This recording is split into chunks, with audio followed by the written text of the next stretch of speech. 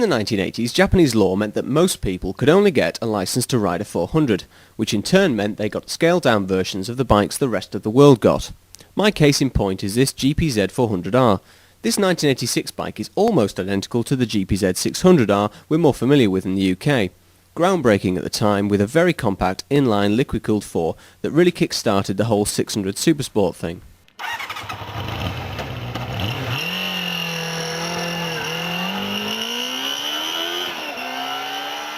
Now, you may think that losing 200cc is a terrible thing, and yes, it's not ideal, but that doesn't mean you should overlook a 400.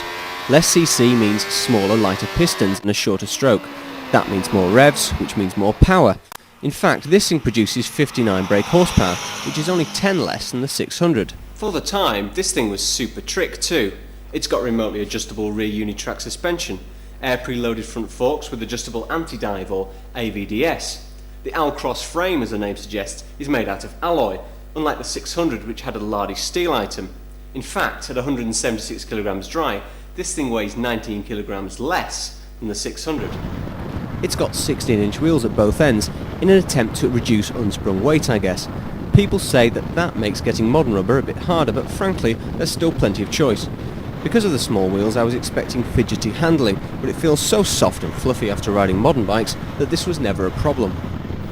Another thing you notice about a bike of this age compared to its modern equivalent is just how comfortable it is.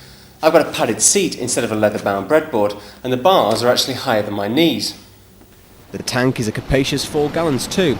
I know it sounds crazy, but I think they actually used to design bikes you could ride for more than half an hour at a time. This particular bike has been standing for many years before being imported into this country, and hasn't suffered too badly at all. The carbs have been rebuilt with a few new jets and diaphragms here and there. It's had a full service and now it runs very sweetly indeed.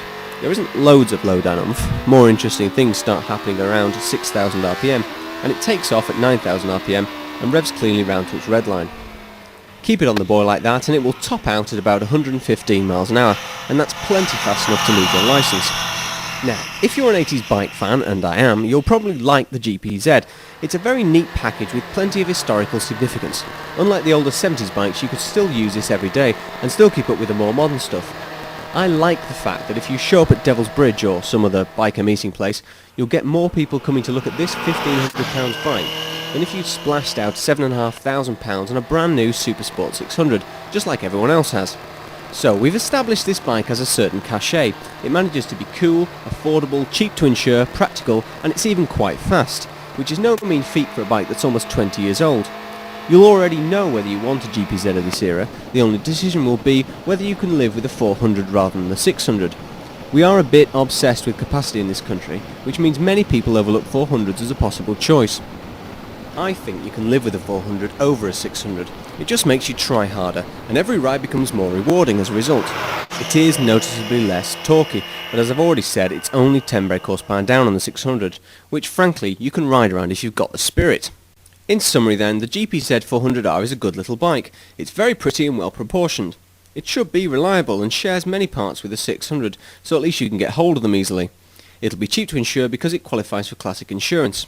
On the downside, it's not as fast as a 600 and will never be as desirable simply because it was never a UK model. If you can live with that, then you're going to be happy with it.